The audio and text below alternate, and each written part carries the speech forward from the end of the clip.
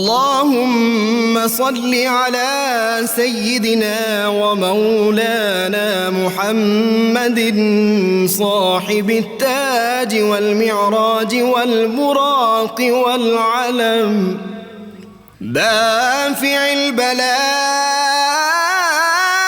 والوباء والكحط والمرض والألم، اسمه مكتوب مرفوع مشفوع منقوش في اللوح والقلم، سيد العرب والعجم، اسمه مقدس معطر مطهر منور في البيت والحرم، شمس الضحى بدر الدجى صدر العلا نور الهدى كهف الورى مصباح الظلم، جميل الشيم شفيع الأمم صاحب الجود والكرم، والله عاصمه وجبريل خادمه والبراك مركبه والمعراج سفره، وفوق سدرة المنتهى مقامه، وقاب قوسين مطلوبه والمطلوب مقصوده والمقصود موجود، سيد المرسلين خاتم النبيين شفيع المذنبين أنيس الغريبين رحمة للعالمين، راحة العاشقين مراد المشتاقين شمس العارفين سراج السالكين مصباح المقربين، محب الفقراء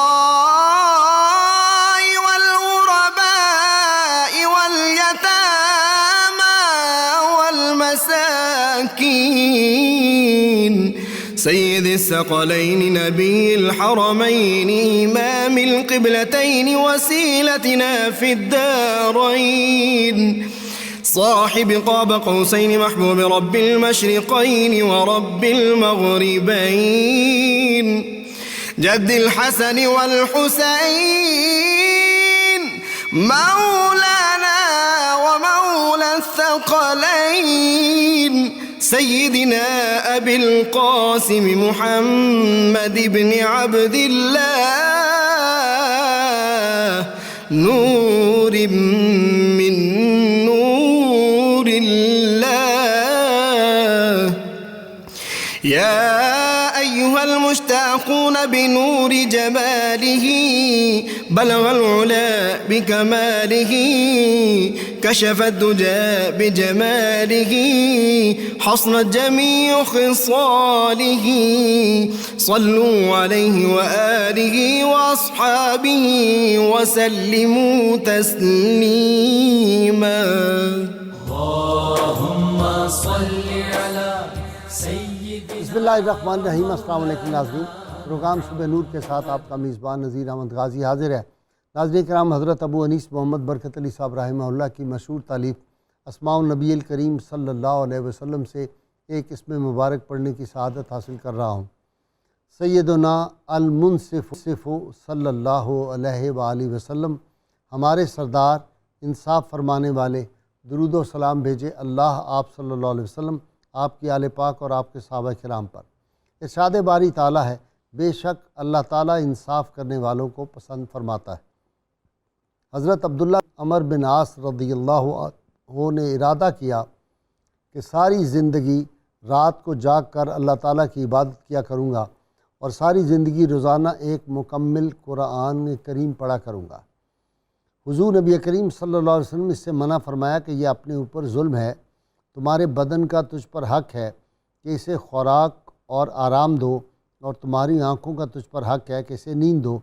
चुनाचे अपने साथ भी इंसाफ का हुक्म इरशाद फरमाया।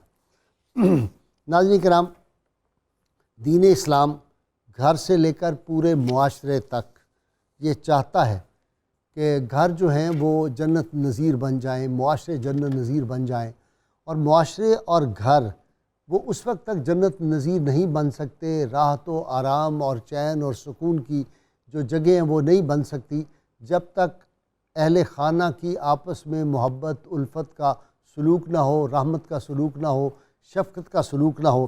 اور اس میں جو بنیادی یونٹ ہے وہ زوجین ہے۔ آج ہمارا جو موضوع ہے وہ بہت اہمیت کا حامل ہے۔ معاشرے میں آپ دیکھتے ہیں کہ طلاق کی رفتار بہت زیادہ بڑھ رہی ہے، خاندانی اختلافات بہت زیادہ بڑھ رہے ہیں، محبتیں نفرتوں میں بدل رہی ہیں۔ اس کی وجہ کیا ہے؟ غیر ملکی ڈرامے دیکھ دیکھ کے اس میں جو کچھ دیکھتے ہیں اس کا پریکٹیکل اظہار ہوتا ہے۔ ان کو پتہ ہی نہیں کہ لاشعوری طور پر جو ہم باہر کے ڈرامے دیکھ رہے ہیں یہ ہمیں کس راہ پہ لگا رہے ہیں۔ بظاہر ان کو یہ سکھایا جاتا ہے، گھر میں بہویں وہ سمجھتی ہیں کہ جناب یہ ہمارے رائٹس ہیں، ہم اپنے حق کے لیے لڑ رہی ہیں۔ وہ حق نہیں ہوتا، وہ بالکل ناحق کے راستے پہ چلایا جا رہا ہے ان کو جان بوجھ کے۔ یہ جو مغربی میڈیا کی یلغار ہمارے گھروں میں آ گئی ہے اس نے اسلامی معاشرے پہ بھی بہت برے اثرات مرتب کیے ہیں۔ لہٰذا ان حالات میں ہمارا آج کا موضوع انتہائی اہمیت کا حامل ہے۔ زوجین میں صلح کی بابت ثالث اور حکم کے اسلامی احکامات کیا ہیں؟ یعنی جو آدمی صلح کرائے دو گھر کے افراد میں سے یا مختلف افراد میں، اس کے لیے کیا اسلامی احکامات ہیں، اور ثالث کا جو کردار ہے وہ کس طرح ادا کرنا چاہیے۔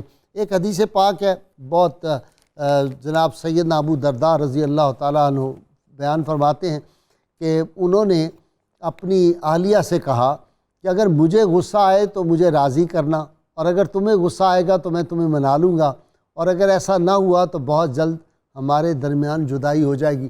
مطلب یہ کہ اگر ایک کو غصہ آئے تو دوسرا خاموشی اختیار کر لے، دوسرے کو غصہ آئے تو پہلا خاموشی اختیار کر لے، اور وہ حدیث پاک پہ عمل کرے کہ اگر آدمی کھڑا ہو تو بیٹھ جائے، بیٹھا ہو تو لیٹ جائے، اور پانی پی لے فوری طور پہ۔ اس سے بھی یہ وقتی طور پہ جو غصہ ہوتا ہے، اور اس کے بارے میں تو کہا کرتا ہوں کہ یہ بات سوچا کریں کہ لڑائی سے حالات بہتر ہوئے ہیں۔ آپس میں جو ایک تنازعات ہوتے ہیں، تنازع کرنے سے یا آپس میں کوئی اختلاف کرنے سے یا آپس میں شکر رنجی سے یا سختی سے اگر تو حالات بہتر ہوں تو پھر ضرور کرنی چاہیے، اگر اس سے حالات بگڑتے ہیں تو پھر بہتر یہ ہے کہ اس سے احتراز کیا جائے۔ اور بعض کو دیکھا ہے کہ لوگوں کو اس بات کا احساس نہیں ہوتا۔ میرے پاس جب لوگ اس طرح کے آتے ہیں تو میں کہتا ہوں بھائی یہ دیکھو کہ تم جب اللہ تعالیٰ کی راہ پہ چل رہے ہو، جب نیکی کے کام کر رہے ہو، تو جو ابلیس سب سے بڑا آپ کا دشمن ہے وہ خاموشی سے دیکھتا رہے، آپ کی ترقی کو برداشت کرے، روحانی ترقی کو، آپ کی نیکیوں کو ٹالریٹ کر دے نیکی کے راستے پہ۔ وہ آ کے سب سے پہلے کام یہ کرتا ہے کہ آپ کے درمیان، آپ کے گھروں میں اختلافات پیدا کرتا ہے۔ اور جب شیطان اپنے چیلوں کو یہ ڈیوٹی دی ہوتی ہے، ایک چیلا آتا ہے وہ کہتا ہے فلاں آدمی کو میں شراب پہ لگا کے آیا ہوں، وہ نہیں خوش ہوتا۔ دوسرے کو کہتا ہے نشے پہ لگا کے آیا ہوں، وہ کہتا ہے میں نہیں خوش ہوتا۔ وہ کہتا ہے میں جوئے پہ لگا کے آیا ہوں، وہ کہتا ہے میں نہیں خوش ہوتا۔ وہ کہتا ہے میں قتل کروا کے آیا ہوں، وہ نہیں خوش ہوتا۔ ایک آتا ہے وہ کہتا ہے میں میاں بیوی میں لڑائی کرا کے آیا ہوں۔ شیطان اس کو تھپکی دیتا ہے، اپنے ساتھ چمٹتا ہے، اپنے سینے سے لگاتا ہے، کہتا ہے سب سے اہم کام تم نے کیا ہے، چونکہ ایک خاندان کا تانا بانا بکھر جاتا ہے۔ اس لیے سید عالمین صلی اللہ علیہ وسلم کا وہ ارشاد گرامی ہمارے سامنے ہونا چاہیے، تم میں سے بہتر وہ ہے جو اپنے اہل خانہ کے لیے بہتر ہے، اور ارشاد فرمایا میں اپنے اہل خانہ کے لیے سب سے بہتر ہوں۔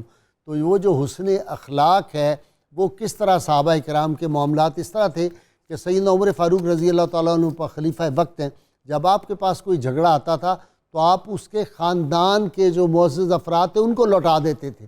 آپ کہتے تھے وہ جا کے خاندان کے افراد جو ہیں وہ آپس میں جو ہے اختلافات ان کو رفع کریں۔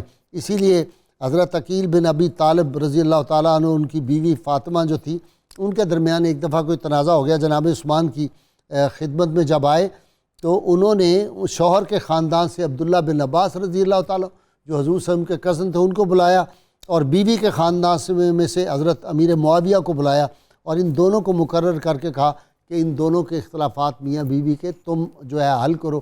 اور حضرت عمر فاروق رضی اللہ تعالیٰ نے تو ایک فرمان جاری کر دیا تھا، سارے قاضیوں کو اور گورنروں کو کہا تھا کہ جب تمہارے پاس کوئی اس طرح کے گھریلو اختلافات کے معاملات آئیں تو ان کے گھر کے بزرگوں کی طرف لوٹا دیا کرو، وہ بہتر انداز میں اس کا معاملہ حل کر سکتے ہیں۔ آج ہم دیکھتے ہیں اپنی عدالتوں میں چلے جائیں، جو خاندانی تنازعات ہیں، اتنے زیادہ مقدمات، تباہ ہو گئے خاندان، اور اس کا کوئی حل نہیں نکلتا، دونوں کی مقابلہ بازی ہوتی ہے۔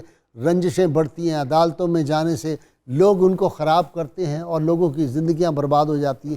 اور بیچ میں سے اگر آپ بیٹھ کے ذرا غور سے دیکھیں تو بہت چھوٹی چھوٹی باتیں ہوتی ہیں۔ تو یہ باہمی اعتماد کو قائم رکھنا بڑا ضروری ہے۔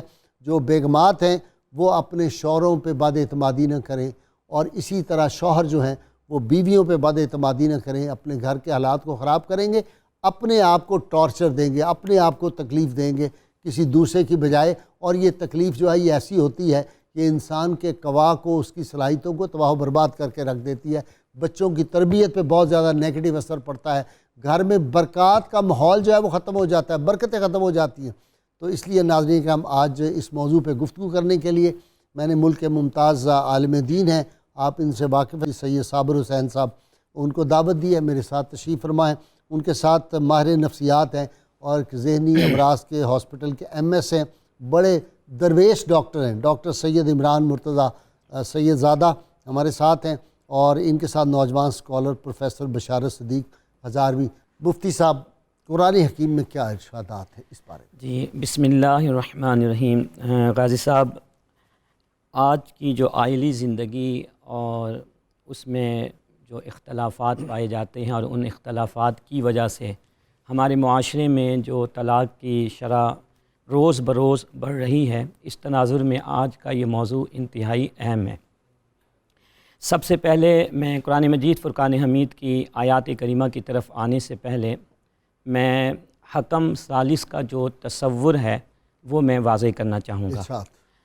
جب دو افراد، خصوصاً جب میاں اور بیوی کے درمیان کسی معاملے میں اختلاف یا تنازع پیدا ہو جاتا ہے اور کسی تیسرے شخص کو اس تنازع کے تصفیے کے لیے مقرر کیا جاتا ہے، جی، تو اس تیسرے شخص کو ثالث، حکم، منصف، پنچ اور انصاف کرنے والا کہا جاتا ہے، اور انگریزی میں اس کے لیے آربیٹریٹر کا لفظ استعمال ہوتا ہے، اور ہمارے ہاں باقاعدہ آربیٹریشن ایکٹ 1940 اور آئلی زندگی آرڈیننس 1961 کے نام سے باقاعدہ قانون بھی موجود ہے۔ ٹھیک۔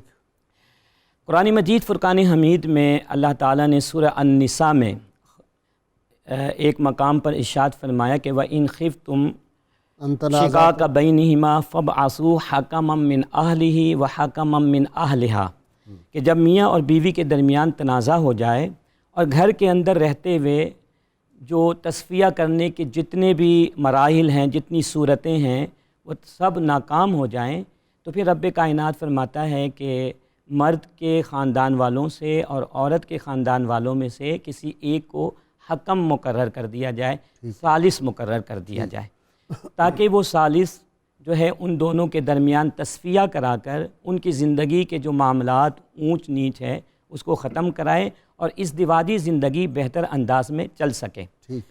مفسرین کرام اس آیت کریمہ کے تناظر میں اور اس کی تفسیر کے اندر ارشاد فرماتے ہیں کہ اگرچہ یہ خاص طور پر زوجین کے مابین تصفیہ کرانے کے حوالے سے ثالث مقرر کرنے پر یہ آیت کریمہ ہے، لیکن زندگی کے دیگر معاملات میں بھی، چاہے وہ تجارت ہو، زندگی کے اور جو معاملات ہیں، وہاں پر بھی اسلام اس بات کو انکریج کرتا ہے کہ معاملات کو عدالتوں میں لے جانے سے پہلے گھریلو طور پر خاندانی سطح پر اس کو حل کرنے کی کوشش کی جائے، جیسا کہ ابھی آپ نے انٹرو میں بھی فرمایا کہ حضرت عمر فاروق رضی اللہ تعالیٰ عنہ اپنے زمانے خلافت میں باقاعدہ آپ نے انسٹرکشن دی ہوئی تھی تمام حاکمین کو، گورنرز کو، کہ جب کبھی تمہارے پاس میاں بیوی کے تنازع سے متعلق کوئی معاملہ آئے تو قاضی کی عدالت میں لے جانے سے پہلے اس معاملے کو اس کے خاندان والوں کی طرف جو ہے ریفر کر دو، کہ جاؤ اپنے خاندان میں جو لوگ ایسے ہیں جو معاملات کو سمجھتے ہیں، سمجھدار ہیں، ذی علم ہیں، ان سے اس معاملے کا جو ہے تصفیہ کراؤ، اور اگر وہاں سے معاملے کا حل نہیں ہوتا تو پھر قاضی کی عدالت میں آیا جائے۔ اس حوالے سے آپ دیکھیں کہ اس سے بے شمار جو پیچیدگیاں ہیں آئلی زندگی کی وہ ختم ہو جاتی ہے، کہ گھر کا معاملہ گھر ہی میں حل ہو جاتا ہے، دیگر لوگوں کو اس میاں بیوی کے درمیان جو تنازع ہے اس کو بڑھانے کا موقع بھی نہیں ملتا اور پتہ بھی نہیں چلتا، عزت نفس بھی محفوظ ہو جاتی۔ اچھا جی ڈاکٹر صاحب، یہ تنازعات کیوں ہوتے ہیں اور یہ کیوں بڑھ رہے ہیں دن بدن؟ بسم اللہ الرحمن الرحیم۔ سر پہلے تو میں بہت شکر گزار ہوں آپ کا کہ آپ نے بڑا ایک ایسا سینسیٹیو ٹاپک آج سلیکٹ کیا ہے کہ جو گھر گھر کی کہانی ہے، نیچرلی فیملی کی بات ہو رہی ہے، جو یونٹ ہے کسی معاشرے کا. سر تنازعات جو آپ انسانی فطرت ہے سر یہ، اور انسانی فطرت یہ ہے کہ یہ ہم ایک دوسرے سے مقابلہ کرتے ہیں. ہم یہ سمجھتے ہیں کہ ہمارے ساتھ ناانصافی ہو رہی ہے. اچھا میاں بھی یہ سمجھتا ہے، بیوی بھی یہ سمجھتی ہے ناانصافی. جب یہ سوچ پیدا ہو جاتی ہے. اچھا سر جو معاشرے میں جو سب سے زیادہ تبدیلی میں دیکھ رہا ہوں وہ یہ ہے کہ ہم نے اپنے گھر میں اپنے بڑوں کو بڑا سمجھنا چھوڑ دیا. اور گھر کا جو سب سے بڑا ہے وہ امام جس کو کہتے ہیں وہ شوہر ہے. اور شوہر کی رسپیکٹ اگر بیوی نہیں کرتی ہے تو وہی فیملی میں دوسرے لوگ نہیں کرتے ہیں. اچھا آپ ایک اور چیز نوٹ کریں سر، آج کل ہمارے لیے جو بیوی کے لیے یا رشتہ داروں کے لیے امپورٹنٹ ہے وہ سہیلیاں ہیں، دوست ہیں، گھر میں کام کرنے والی ہیں، ہم ان کو امپورٹنس دے رہے ہیں، ان سے ڈسکس کر رہے ہیں. ڈسکس کرنا چاہیے، ڈرائیوروں سے ڈسکس کرتے ہیں سر. ڈرائیوروں سے وہ امپورٹنٹ ہے، ڈرائیوروں سے یہ کہا، انہوں نے یہ کہا ہے، اس نے مجھے یہ سمجھایا ہے. اچھا جو سب سے زیادہ امپورٹنس دینے کی جگہ ہے وہ شوہر ہے اگر فیملی میاں بیوی کی بات کی جائے. اور آپ کو یہ پہلے ہی پتہ ہے کہ سب سے پہلا رشتہ دنیا میں وہ میاں بیوی کا رشتہ ہے، ماں باپ سے بھی پہلے جو رشتہ شروع ہوا تھا. اچھا ایک اور بات جو شروع ہوئی کہ ہم نے گھر کے جو بڑے ہیں ان کو بالکل ہی آبسلیٹ کر دیا اور ان کو یہ کہہ دیا کہ تم جو ہے ہم عقل کل ہیں، تم عقل کل نہیں ہو. صحیح.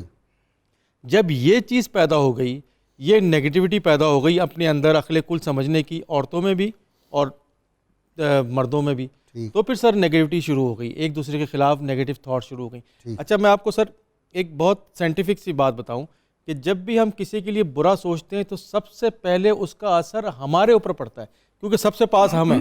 واہ واہ واہ واہ. اس تک تو جائے نہ جائے، فرسٹ سفرر، سب سے پہلے. اچھا بار بار برا سوچ رہے ہیں، بار بار غلط چیزیں اندر بھر رہی ہیں، نیگیٹیوٹی بڑھتی جا رہی ہے، اس سے ہمارے اندر جو طاقت اور انرجی ہے وہ کم ہو جاتی ہے، سوچنے سمجھنے کی صلاحیت کم ہو جاتی ہے. اور جب ہم کسی کے لیے پازیٹیو سوچتے ہیں اور اچھا سوچتے ہیں تو وہ انرجی بھرنے لگتی ہے، وہ روشنی بڑھنے لگتی ہے، تو طاقت آتی ہے، تو ہم اچھا سوچتے ہیں. اچھا جب ہم نیگیٹو سوچ رہے ہوتے ہیں تو پھر ہمارے ایکٹ بھی جو ہے نا وہ ویسے جو ہم وہ کام بھی نیگیٹو کرنا شروع کر دیتے ہیں. اور جب کام نیگیٹو کرنا شروع کر دیتے ہیں تو وہ رزلٹ بھی اس کا نیگیٹو آنا شروع ہو جاتا ہے. تو جو ایک دوسرے کے لیے برائی، اور پھر الٹیمیٹلی جس طرح آپ نے کہا کہ اگر میں تمہارے لیے ایک حدیث آپ نے سنائی کہ تم جو ہے میرے لیے اچھا سوچو گی میں تمہارے لیے اچھا سوچوں گا، ہم میں برداشت ختم ہو گئی سر. میں ایک چھوٹا سا مثال آپ کو ضرور بتاؤں گا کہ ایک فیملی کے بارے میں نے سنا، اور کہ بھئی وہ 50 سال سے بہترین خوبصورت لائف گزار رہے ہیں سر. اچھا تو میری ان سے خاتون سے بات ہوئی کہ میں نے کہا آج کل کے دور میں 50 سال اور آپ کی لڑائی نہیں ہوئی؟ تو انہوں نے کہا جی بہت سمپل سا فارمولہ ہے کہ جب میرے میاں غصہ ہوتے تھے تو میں جو ہوں چپ ہو جاتی تھی، جس طرح آپ نے کہا، لیکن چپ ہونے کے ساتھ ساتھ میری جو باڈی لینگویج ہے اس میں ہتک نہیں ہوتی تھی. واہ جی جو میری اس میں سبحان اللہ، اس میں ہتک نہیں ہوتی تھی، اس میں ایک نرمی اور سننے کا انداز ہوتا تھا. اچھا جب وہ غصہ کر کے چپ ہو جاتے تھے تو پھر اس کے بعد میں جو تھی باہر جاتی تھی اور ان کے لیے کوئی جوس اور کوئی چائے کا انتظام کرتی تھی، اور پھر میں آ کے کہتی تھی کہ بھئی آپ کا غصہ ختم ہو گیا، میں چائے دیتی تھی.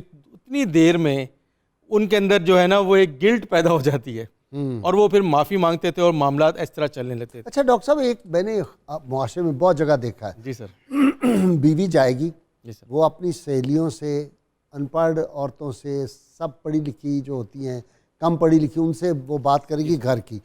اب ان سے وہ مشورہ کر رہی ہے، ان کو سمجھ رہی ہے میری ہمدرد ہیں، وہ اس کو نیگیٹو باتیں بتائیں گی، اس سے وہ اور بڑھکے گی یا اور حالات خراب ہوں گے. وہ یہ سوچ ہی نہیں رہی کہ میں کن سے مشورے کر رہی ہوں جا. سر اس میں ایک اور بات ہے، کیونکہ ہم ہمیشہ کمفرٹیبل فیل کرتے ہیں اپنے سے نیچے لوگوں کے جن کے اندر کوئی ہماری پوزیشن زیادہ ہوتی ہے. اچھا ٹھیک. کیونکہ وہاں پہ وہ اس کی سن رہی ہو، ہاں میں ہاں ملا رہی کہ واہ بی بی تم تو بہت اچھا کام کر رہی ہے، وہ اس کو ہائی فیل، اس کو جواب دو اس کے منہ پہ. ہاں. اور وہ اچھا وہ جو بندہ سامنے سکھانے والا ہے اس کے اندر بھی کیا ہے، یہ بہت امپورٹنٹ ہے. کیا اس کے اندر خود نیگیٹیوٹی کے منفی خیالات اس کے اندر بھرے ہوئے ہیں، وہ خود بھی گھر میں ظلم کا شکار ہے، مظلوم بنی ہوئی ہے، تو وہی وہ دے گی دوسروں کو. کبھی بھی اسی لیے کہا جاتا ہے کہ اپنے سے دوست جو بناؤ یہ ان کے ساتھ بیٹھو جو آپ سے علم میں، آپ سے ایکسپیرینس میں زیادہ ہوں. جی بشارت آپ کی طرف آ جاتا ہوں. احادیث مصطفیٰ صلی اللہ علیہ وسلم میں کیا؟ بسم اللہ الرحمن الرحیم. غازی صاحب اس مسئلے کو ہم دو حوالوں سے دیکھتے ہیں. ایک تو یہ ہے کہ قرآن مجید فرقان حمید میں بھی اور خود نبی رحمت صلی اللہ علیہ وسلم نے بھی عام مسلمانوں کے درمیان، دو قبیلوں کے درمیان یا دو گروہوں کے درمیان صلح کروانے کی، ثالث بننے کی بڑی فضیلت بیان کی۔ ایک بڑی معروف حدیث ہے، تعظیم رسول صلی اللہ علیہ وسلم کے حوالے سے بیان کی جاتی ہے کہ حضرت سیدنا صدیق اکبر رضی اللہ تعالیٰ عنہ مصلی امامت پر تھے اور حضور صلی اللہ علیہ وسلم جماعت میں تشریف لائے۔ وہاں جو وجہ بیان کی گئی وہ وجہ یہ ہے کہ نبی اکرم صلی اللہ علیہ وسلم کی تاخیر کی وجہ یہ تھی کہ آپ ایک قبیلے کے درمیان صلح کروانے کے لیے صحابہ کرام کو لے کر تشریف لے گئے تھے۔ اسی طرح حضور صلی اللہ علیہ وسلم نے فرمایا کہ نفلی روزوں نمازوں سے بڑھ کر ثواب والی چیز یہ ہے کہ تم فتنے اور فساد کو ختم کر کے دو قبیلوں، گروہوں یا دو آدمیوں کے درمیان صلح کروا دو۔ حضرت امام اوزائی رحمۃ اللہ علیہ کا ایک قول ہے، آپ فرماتے ہیں کہ اللہ تعالیٰ کو وہ قدم بڑے پسند ہیں جو دو مسلمانوں کے درمیان صلح کرنے کے لیے اٹھائے جائیں۔ سبحان اللہ۔ اب ان دو عام مسلمانوں کی یہ بات ہے، زوجین کا مسئلہ اس سے بھی زیادہ عام ہے، اس لیے کہ یہ دو خاندانوں کا مسئلہ ہے۔ بظاہر دو فرد ہیں لیکن ان دو فرد کی تفریق سے دو خاندان ٹوٹیں گے، اور ان دو خاندانوں کے ٹوٹنے سے بچوں پر جو اثر پڑے گا وہ بھی ہمارے سامنے ہے، اور اس کے علاوہ جو دیگر معاشرتی برائیاں ہیں وہ بھی ہمارے سامنے ہیں۔ حکم اور ثالث کے حوالے سے حضرت فاروق اعظم رضی اللہ تعالیٰ عنہ نے اسی طرح دو آدمیوں کو حکم بنا کر ثالث بنا کر بھیجا۔ قرآن مجید میں سورہ نساء کی آیت نمبر 35 ہے جس کے اندر یہ ارشاد فرمایا گیا کہ جب وہ دونوں ثالث بنیں گے اور ان دونوں کا ارادہ اصلاح کا ہو کہ دونوں میاں بیوی کے درمیان صلح ہو جائے تو وہ صلح ہو جائے گی۔ اب جب وہ دونوں گئے واپس آئے، انہوں نے حضرت امیر المومنین فاروق اعظم رضی اللہ تعالیٰ عنہ سے عرض کیا کہ صلح تو نہیں ہو رہی۔ آپ نے فرمایا کہ تمہاری بات غلط ہو سکتی ہے، قرآن غلط نہیں ہو سکتا، اگر تمہاری نیت صلح کروانے کی ہے تو صلح ہو جائے گی، تم واپس جاؤ۔ اب اس میں قرآن کی اس آیت کی تفسیر میں یہ بھی لکھا کہ وہاں دونوں سے مراد ثالث نہیں بلکہ میاں بیوی مراد ہیں، کہ اگر ان کا ارادہ صلح کا ہوگا تو صلح ہو جائے گی۔ اب وہ دونوں آدمی واپس گئے، انہوں نے دوبارہ کوشش کی تو وہ خاندان ٹوٹنے سے بچ گیا اور میاں بیوی میں صلح ہو گئی۔ اب یہ بات بھی اہم ہے کہ حکم اور ثالث کون بن سکتا ہے؟ کیا ہر آدمی کو ثالث بنایا جائے یا حکم بنایا جائے؟ حضرت مولا کائنات علی المرتضیٰ شیر خدا رضی اللہ تعالیٰ عنہ نے جب دو آدمیوں کو حکم بنا کر بھیجا تو آپ نے ان سے پوچھا، فرمایا تم جانتے ہو تم نے کرنا کیا ہے؟ تو عرض کیا کہ آپ فرمائیں، تو آپ نے فرمایا کہ اگر تو وہ ساتھ رہنا چاہتے ہیں تو ان کے درمیان صلح کرواؤ، اور اگر ان کی صلح کی کوئی صورت نہیں تو ان کے درمیان تفریق کی تم رائے دے دو۔ حضرت مولا کائنات کی اس قول کی روشنی میں فقہاء نے یہ بات بیان کی کہ حکم اور ثالث کے لیے پہلی بنیادی شرط یہ ہے کہ وہ عاقل ہو، عقل اور شعور رکھتا ہو، ایسا نہ ہو کہ وہ بات بنانے کی بجائے مزید بگاڑ کر آ جائے اور وہ خاندانوں کے لیے تباہ۔ اور دوسری بات یہ فرمائی کہ عادل ہو، عدل کرے، دونوں طرف سے اسباب کو سنے کہ اس جھگڑے کے اسباب صحیح کیا ہیں۔ فیصلہ کرے۔ جی، دوسرا یہ ہے کہ فیصلہ کرنے کی اہلیت رکھتا ہو، اسباب کو سننے کے بعد فیصلہ کر سکے۔ اور چوتھی شرط یہ ہے کہ ان ثالث اور حکم پر دونوں فریقین راضی بھی ہوں، اور ثالث بنانے پر تب اس کے فیصلے کو وہ قبول کریں گے۔ اب پھر یہ بات بھی محدثین نے لکھی کہ جو میاں بیوی کے درمیان اختلاف ہیں وہ بعض طور پر فطری ہوتے ہیں، بعض دفعہ غیر فطری ہیں۔ فطری اختلاف سے مراد کہ ان کا مزاج نہیں ملتا، تو یہ ایک فطری چیز ہے کہ ہر انسان کا مزاج مختلف ہے اور ان کے مزاج میں ہم آہنگی نہیں ہے۔ غیر فطری اختلاف سے وہ مراد جس کی طرف ڈاکٹر صاحب نے بھی اور آپ نے بھی اشارہ کیا کہ شیطان جو ان کے دل میں وسوسے ڈالتا ہے، جب وہ باہر سے جا کر جب لوگوں سے رائے مانگتے ہیں کہ مجھے کیا کرنا چاہیے، تو یہ غیر فطری اختلاف ان لوگوں کی طرف سے پیدا کیا جاتا ہے۔ اس صورت کے اندر جو گھر کا سربراہ ہے اس کی ذمہ داری بہت زیادہ عام ہو جاتی ہے کہ اس نے اس معاملے کو ہینڈل کرنا ہے۔ اس لیے حضور نبی رحمت صلی اللہ علیہ وسلم کے پاس جب حضرت حبیبہ رضی اللہ تعالیٰ عنہ آئیں حضرت ثابت بن قیس رضی اللہ تعالیٰ عنہ کے حوالے سے کہ میں ان کے ساتھ نہیں رہنا چاہتی تو آپ ہمارے درمیان تفریق کروا دیں، اور انہوں نے یہ بات کہی کہ مجھے ان کی عادات بھی پسند ہیں اور یہ دیندار بھی ہیں، اخلاق بھی اچھے ہیں، لیکن حضور میں اسلام کے اندر کفر کرنے کو ناپسند کرتی ہوں، یعنی ناشکری، کہ میں زبان سے ان کو اچھا کہوں لیکن دل سے میں ان کو پسند نہ کروں۔ تو نبی اکرم صلی اللہ علیہ وسلم نے فرمایا کہ کیا آپ وہ باغ جو انہوں نے آپ کو دیا تھا واپس کرنے پر راضی ہیں؟ تو انہوں نے عرض کیا کہ وہ باغ میں واپس کر دوں گی۔ تو نبی علیہ السلام نے حضرت ثابت رضی اللہ تعالیٰ عنہ کو بلا کر فرمایا کہ وہ باغ آپ ان سے واپس لے لیں اور ان کو ایک طلاق دے دیں، کیونکہ کل جب عورت کی جذبات ٹھنڈے ہوں گے اور وہ بات کو سمجھنے کے قریب آئے گی تو ہو سکتا ہے وہ رجوع کا فیصلہ کر لے۔ تو حکم اور ثالث جب فیصلہ کرنے کے اہل ہوں گے تو یقیناً میاں بیوی کے درمیان وہ صلح ہو جائے گی۔ غیر فطری اسباب تو ختم بھی کیے جا سکتے ہیں، فطری اسباب مزاج کا جو مسئلہ ہے اس کو کم تو کیا جا سکتا ہے، ختم نہیں کیا جا سکتا، لیکن وہ کم کیے جا سکتے ہیں جب وہ کم ہوں گے تو یہ دونوں کے درمیان صلح. آپ فرما رہے تھے کچھ. جی سر، میں جو بتا رہا تھا کہ ہم جس طرح کے میسیجز دیتے ہیں، جس طرح کی ہم بات کرتے ہیں لوگوں سے، اسی سے وہ اثر پڑتا ہے. ادروائز تو ہم یہ سمجھتے ہیں کہ نظر لگ گئی ہے یا کچھ ہو گیا ہے یا یہ ہم نے اس کے لیے بدخوئی کی ہے تو اس وجہ سے یہ فیل ہو گیا. نہیں تو ہمارے میسیجز جو ہیں، جس طرح ایک چھوٹا سا بچہ گلاس لے کے کہیں آ رہا ہوتا ہے تو ہم اس کو کہہ رہے ہوتے ہیں گر جاؤ گے گر جاؤ گے گر جاؤ گے، وہ گر جاتا ہے. اسی طرح سے شادی اور بیاہ کے معاملات میں بھی ہم یہ کہتے ہیں ہاں یہ ٹوٹ جائے گی. اچھا، بڑی ہمارے گھروں بڑی خواتین جو ہوتی ہیں وہ تقریباً اللہ میاں کے برابر ہی اپنے آپ کو سمجھتی ہیں کہ میں سر نہیں یہ شادی نہیں چل سکتی، ایسی گارنٹی دے رہی ہوتی ہے. نہ یہ لڑکی بسے گی ہی نہیں، دیکھ لینا یہ ہوگا ہی ایسا. اچھا، اب جب یہ میسج آپ دے رہے ہیں تو الٹیمیٹلی اس سامنے والا جو ہے نا اس کو ریسیو کر رہا ہے اس طرح کی بات کو، تو پھر وہ عمل بھی ایسے کرنا شروع کر دیتا ہے. ٹھیک نتیجتاً. اچھا سر، ایک اور میں چھوٹی سی مثال، سادہ سی مثال دینا چاہتا ہوں.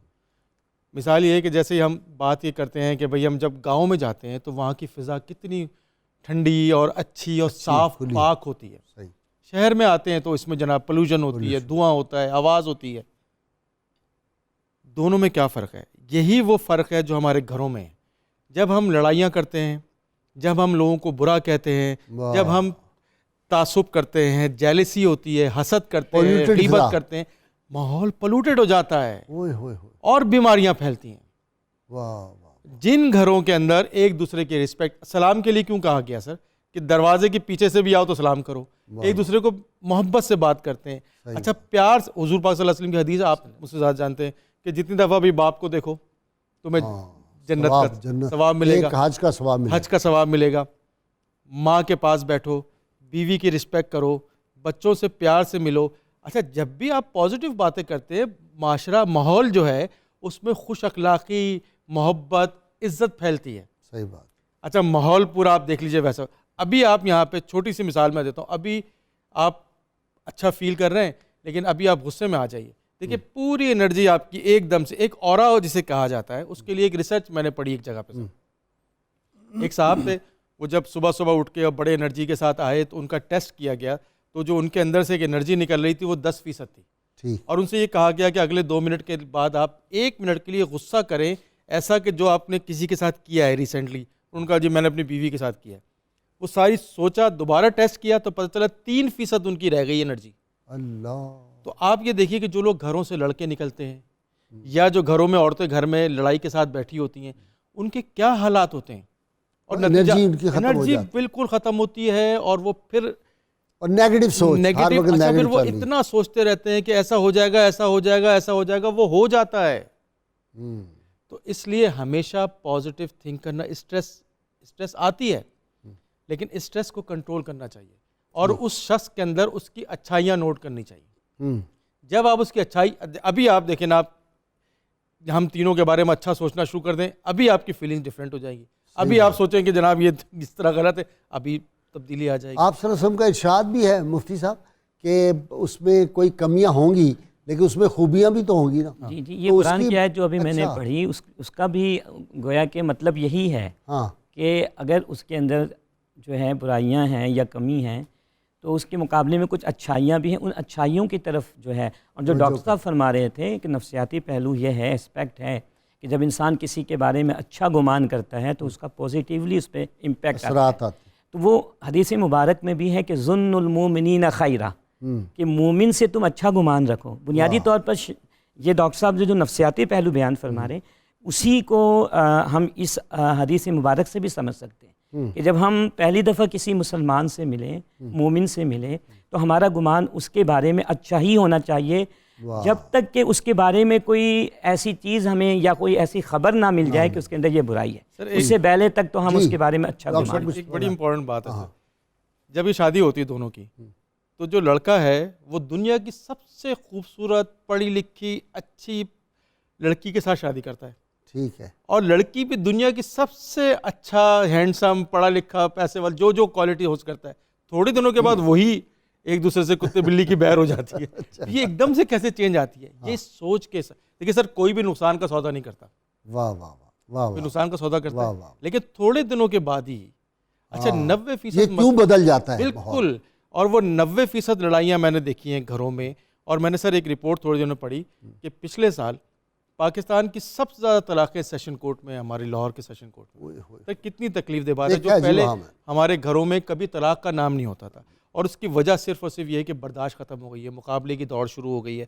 زیادہ ڈاکٹر صاحب یہ ہوتا ہے اس میں بہت زیادہ، میں نے عمل دخل یہ بھی دیکھا ہے کہ مثلا پیرنٹس ہیں، دولہے کے جو رشتہ دار ہیں، مائیں جو دلہن کی پیچھے بیٹھی ہوئی ہیں، جو اس کی بہو کی، وہ موبائل فون وہ ذرا سی بات ہوتی ہے اپنی ماں کو بتاتی ہے، وہ کہتی تم ڈٹ جاؤ، تم منہ پہ جواب دو، تم ایسے کرو، ہاں میں تمہارے ساتھ ہوں، تم کوئی لاوارث ہو، تم واپس اپنے گھر آ جاؤ. یہ ماں اگر یہ کہے کہ بھائی تم نے وہیں رہنا ہے، تمہارا اپنا گھر ہے، خبردار ان کے بارے میں کوئی نیگیٹو بات. سر میں ایک مثال، بہت زبردست مثال میری زندگی کی مثال ہے، میں دینا چاہتا ہوں کہ ہمارے ساتھ ایک ڈاکٹر صاحبہ کام کرتی تھیں. ان کی سالی کی شادی ہو گئی، ماسٹرز اس نے کیا ہوا تھا، بہت پڑھی لکھی لڑکی تھی، ایک فوجی کے ساتھ جو کشمیر میں رہتا تھا. شادی ہو گئی، اچھا فوجی اس کو لڑکی کو اپنے گھر چھوڑ کے چلا گیا بارڈر پہ کہیں. تھوڑی دیر بعد لڑکی کا فون آیا کہ جی میں تو کہاں آپ نے مجھے پھنسا دیا، میں بڑے شہر کے رہنے والی، یہاں ایک پہاڑ کے اوپر کچن ہے، ایک پہاڑ پہ باتھ روم ہے، ایک پہاڑ پہ بیڈ روم ہے. اچھا میں تو جی واپس آ رہی ہوں. تو ماں نے کہا کہ بیٹا کھڑکی سے کیا نظر آ رہا ہے؟ کہتی کھائی. کہتے کود جانا، واپس نہ آنا. واہ واہ واہ. ایک میسج دیا سر. آج 3 بچے، بہترین لائف ہے. اب وہ جس طرح فوجیوں کا ٹرانسفر ہوتا ہے سر، یہ میسج اگر مائیں ایک دفعہ دے دیں، سبحان اللہ سر گھر نہیں ٹوٹنا، کہ واپسی کا راستہ ہے کوئی نہیں. ابھی ہمارے یہاں جو طلاق کے مسائل، انٹرپشن، کہ ہمارے یہاں جو طلاق کے مسائل دارالفتہ میں آتے ہیں، ان میں میں سمجھتا ہوں کہ 70 to 80% جو طلاقیں ہو رہی ہیں معاشرے کے اندر، اس کے پیچھے جو وجہ ہے وہ ماں ہوتی ہے. ماں سمجھانے کی بجائے بیٹی کو اور حوصلہ دیتی ہے اور اس پہ تیل ڈالتی ہے. جی، یہ میں نے دیکھا ہے. ہماری جو مائیں ہیں، بہنیں ہیں، ان کو اس حوالے سے اپنے معاملات پہ غور و فکر کرنے کی ضرورت ہے. بالکل. اگر اونچ نیچ ہو تو بیٹی کو سمجھائیں. ہاں شریعت نے بہرحال طلاق کی ایک صورت تو بتائی ہوئی ہے، لیکن وہ تو ہاں جی الٹیمیٹ ہے، لاسٹ ریزورٹ اور ناپسندیدہ ہے شریعت کے نزدیک. جائز ہے جو ہے اسے استعمال جائز ہے لیکن ناپسندیدہ، لاسٹ ریزورٹ کے طور پہ آپ اسے استعمال کر سکتے ہیں. جی صاحب، نبی علیہ السلام نے خطبہ حجۃ الوداع کے موقع پر ارشاد فرمایا کہ اے مسلمانوں اپنی بیویوں سے بدگمانی نہ کرنا. اور اس کے بعد وہ حدیث جس کی طرف آپ نے اشارہ کیا کہ کوئی مومن مرد اپنی مومنہ بیوی سے نفرت نہ کرے، اگر اس کے اندر خامیاں ہیں تو خامیوں کی بجائے خوبیوں کی طرف نظر کرے، تو وہ گھر ٹوٹنے سے بچ جائے گا.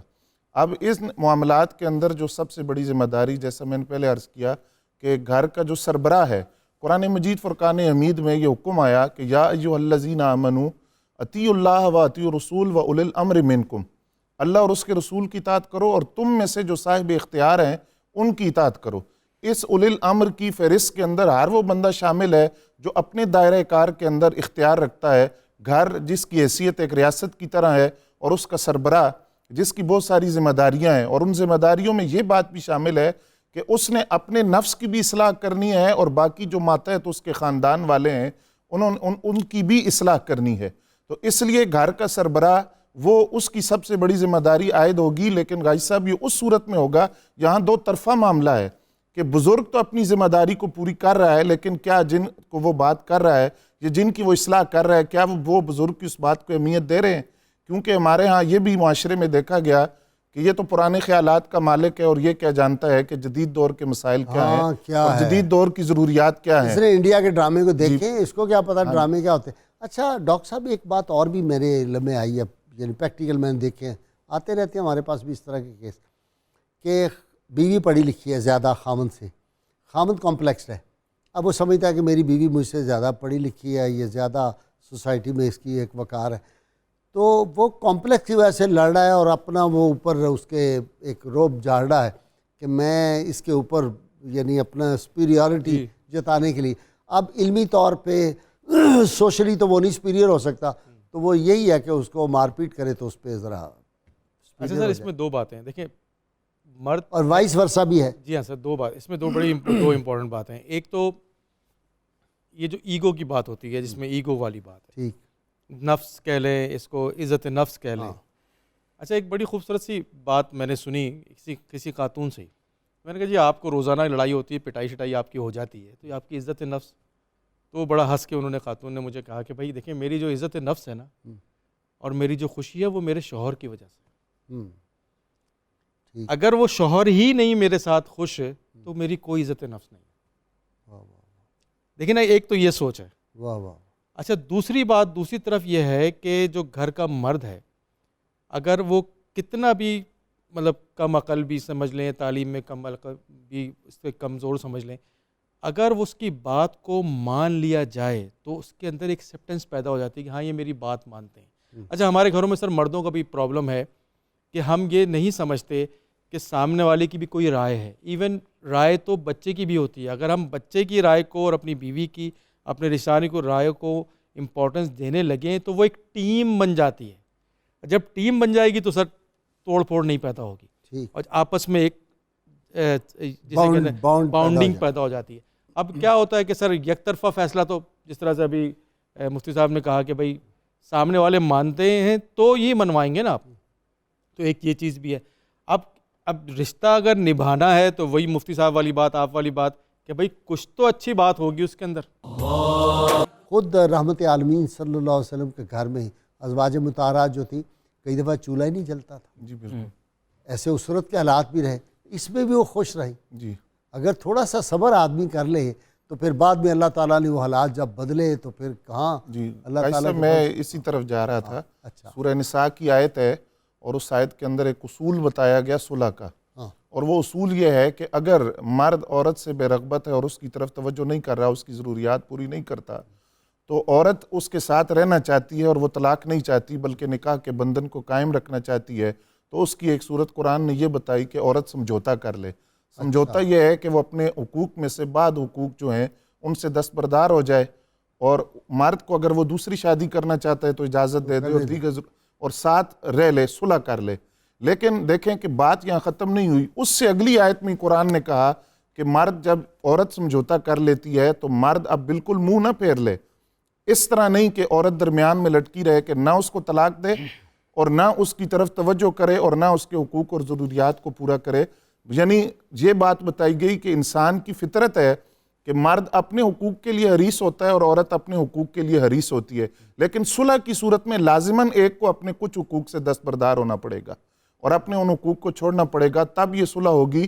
لیکن حقوق سے دستبردار ہونے کی صورت میں بھی دونوں کو ایک دوسرے کی ضروریات کا خیال کرنا پڑے گا. لیکن ہمارے معاشرے میں چونکہ ہندو معاشرہ رہا ہے، پہلے اثرات ہیں، یہاں دوسری شادی کو اتنا برا سمجھا جاتا ہے.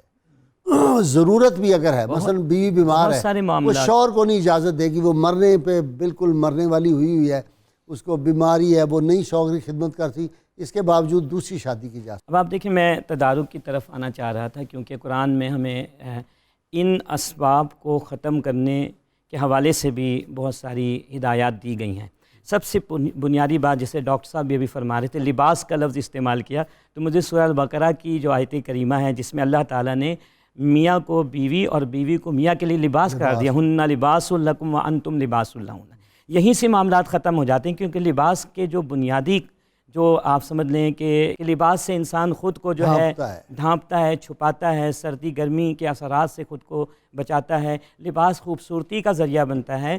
گویا کہ گھر کی بات آپ نے باہر نہیں کرنا. تو یہ ہے. دوسرا آپ دیکھیں کہ حضرت ام المومنین عائشہ صدیقہ رضی اللہ تعالی عنہا نے خاص طور پر یہاں پر یہ بات ارشاد فرمائی کہ اپنی خواتین کو سورہ النساء اور سورہ النور کی تعلیم دو، کیونکہ یہ دو صورتیں ایسی ہیں کہ جن میں خاص طور پر اللہ تعالیٰ نے خواتین، عورتوں اور میاں بیوی کے حقوق سے متعلق احکام بیان کیے ہیں جو ازدواجی زندگی اور آئلی زندگی سے متعلق ہیں.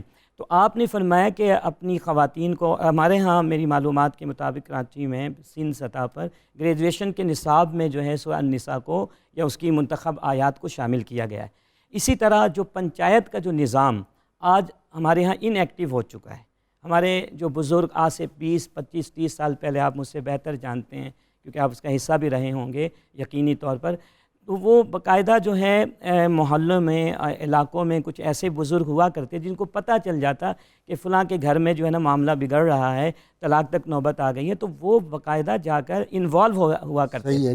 اس حوالے سے امام احمد رضا خان فاضل بریلی رحمۃ اللہ علیہ سے ایک سوال کیا گیا، 1912 کی یہ بات ہے، ان سے کسی نے یہ سوال کیا، اس وقت بڑے مسائل تھے مسلمانوں کے حوالے سے، آج بھی ہیں لیکن اس وقت اس طرح کے مسائل اور ابھرے ہوئے تھے، تو انہوں نے کہا کہ مسلمانوں کی جو ذبح و حالی کے اسباب کیا ہیں اور ان اسباب کو ختم کرنے کے طریقے کیا ہیں. تو آپ نے باقاعدہ ایک فتویٰ تحریر فرمایا، تفصیلی فتویٰ، جس کا نام ہے تدبیر فلاح و نجات و اصلاح، اور یہ فتاوی رضویہ کی جلد نمبر 12 میں یہ فتویٰ موجود ہے، اور میں سمجھتا ہوں اس کو پڑھنے کی ضرورت ہے دوبارہ سے.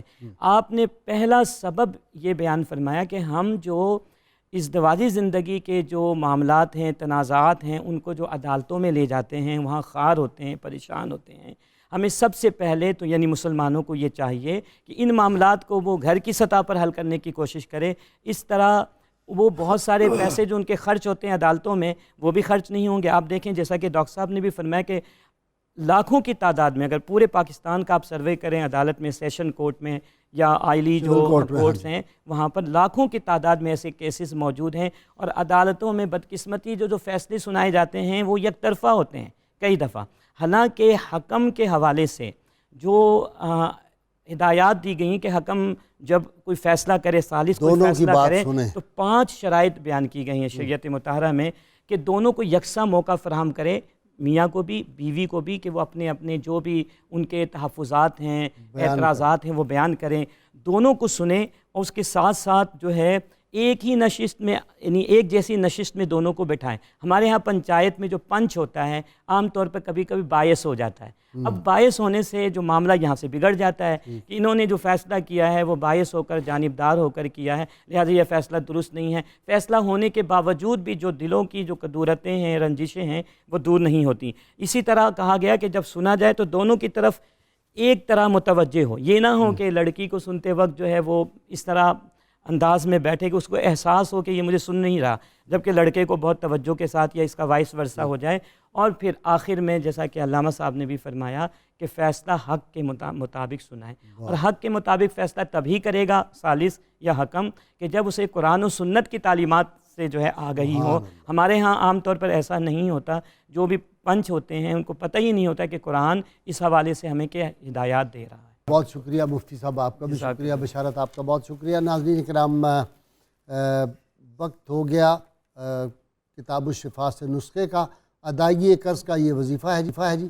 جو شخص 41 دن تک روزانہ 11 مرتبہ اللہم اکفنی بحلالک عن حرامک واغننی بفضلک عمن سواک کا ورد کرتا رہے تو اللہ تعالیٰ اس کے لیے ادائیگی قرض کے اسباب پیدا فرما دیتا ہے. شرط یہ ہے کم از کم 11 مرتبہ کوئی بھی درود پاک جو آپ کو آتا ہو وہ ضرور پڑھیں. سیدنا علی المرتضیٰ شیر خدا کرم اللہ وجہ الکریم فرماتے ہیں پیٹ بھر کر کھانے سے اجتناب کرو، کیونکہ جو شخص پیٹ بھر کر کھاتا ہے وہ امراض میں مبتلا ہوتا ہے اور برے خواب دیکھتا ہے. ناظرین کرام، اللہ کریم سے دعا ہے اللہ تعالی ہمیں حضور رحمت عالمین صلی اللہ علیہ وسلم کی غیر مشروط محبت اور وفاداری نصیب فرمائے.